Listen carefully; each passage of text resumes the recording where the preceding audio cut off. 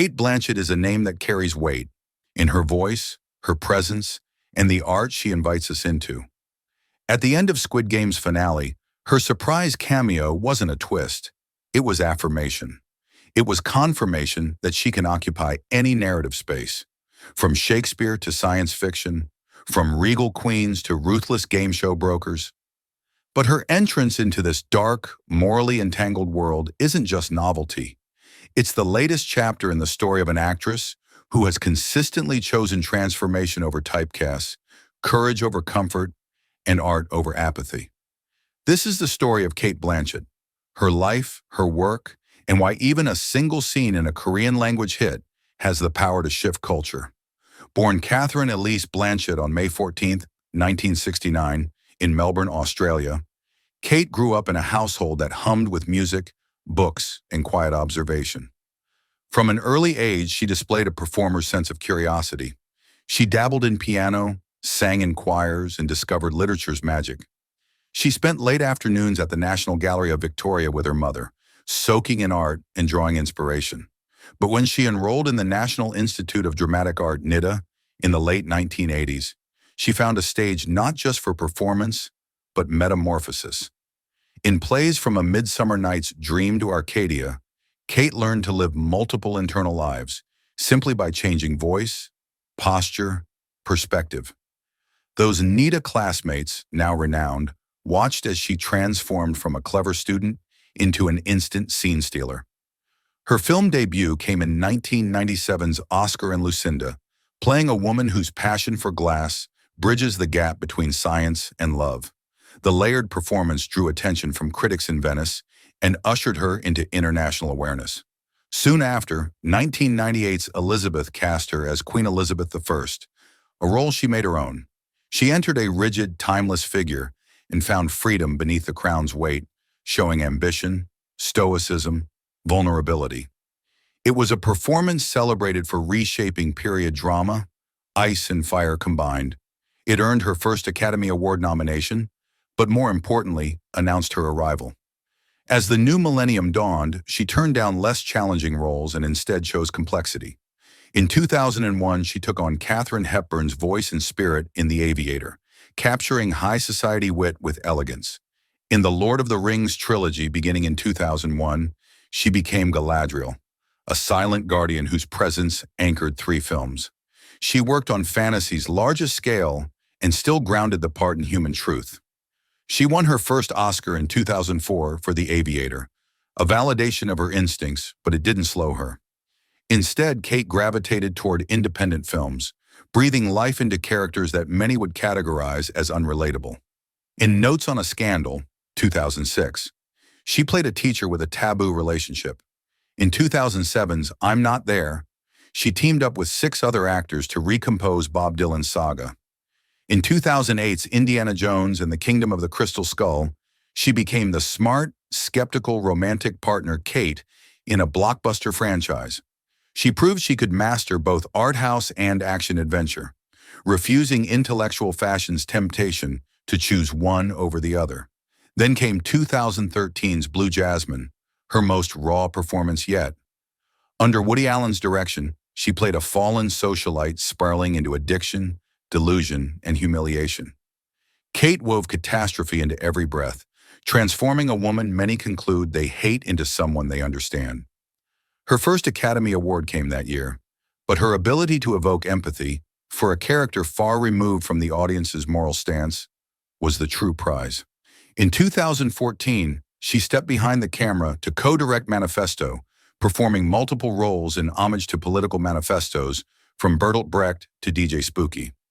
The project felt like a manifesto of Cate Blanchett herself, art without limits. She moved seamlessly between character creation and creation of character.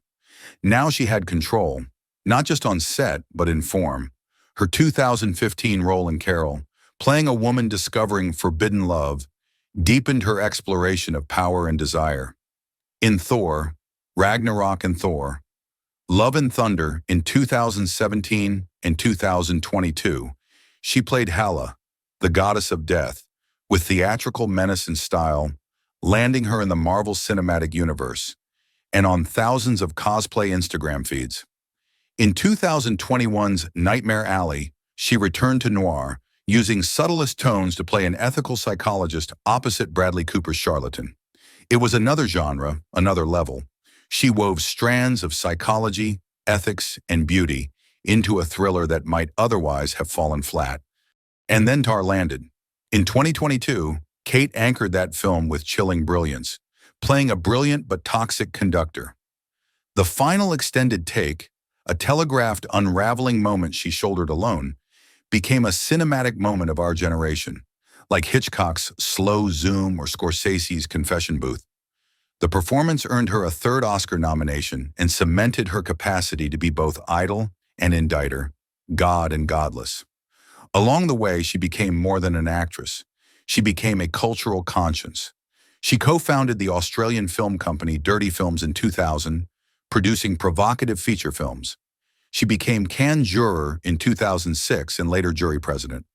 She spoke at the UN in 2018 about gender equality and lent her voice to the Time's Up movement in 2017. She was appointed Dame Commander of the Order of the British Empire in 2012, but never acted like it. She's given voice to operas for the Australian Chamber Orchestra and appointed Chancellor of the University of Adelaide in 2018, always carrying voice beyond film. She used her position to champion Indigenous Australian films. She joined Pledge Music to support young musicians and lent her political voice to public campaigns for climate, refugees, and education. She became a bridge between art and justice. So why does her cameo in Squid Game mean something? Because it signals that even now, she embraces new forms. A Korean dystopian drama is not a prestige film in the Academy sense. It's global, streaming-based, chaotic, cultish, totally out of mainstream Hollywood. But it's perfect for her. In that cameo, she plays the recruiter who approaches the protagonist in a tuxedo, world-weary, invested in the moral calculus. It's her presence and her voice that calibrated that scene. Millions watched and paused. Is she recruiting for the next season? Is she testing the waters for an English-language spin-off? Or simply making a statement? She's still the presence you want in your stories, wherever they are told. For someone who has lived luxury and justice, fame and failure, and always opacity, the Squid Game scene is emphatic. It might lead to radical new roles, maybe as a villain in a streaming epic, maybe as an undercover charmer in a TV series, maybe even a director of foreign language TV. It confirms she continues to take risks, to walk across genre lines without losing credibility. She remains a connective tissue across forms and cultures. She is, to use her words, practical, curious, and human. In a world of fractured attention and collapsing studios, Cate Blanchett isn't building a brand. She's building a legacy. The voice actress who once sang along with people in cinemas in Venice and Toronto now peers into screens around the world as a game show recruiter capable of shifting narratives in seconds.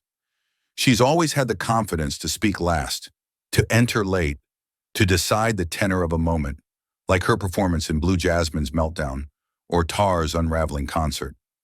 Her Squid Game entrance is no different. It's slow, it's pointed. It opens the next possibility. Maybe not Bond, maybe not big studio musicals, but bold, boundary-pushing television told globally in color, dark, and Korean language that needs an actor of her nuance. This is not a career arc, it's an evolution.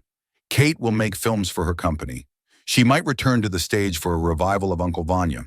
She might produce a Mediterranean-set miniseries based on a Victor Klemperer novel or invest in Indigenous Australian documentary makers. Her influence isn't safe, it's expressive. She's in her 50s with more to offer than most do in their 30s.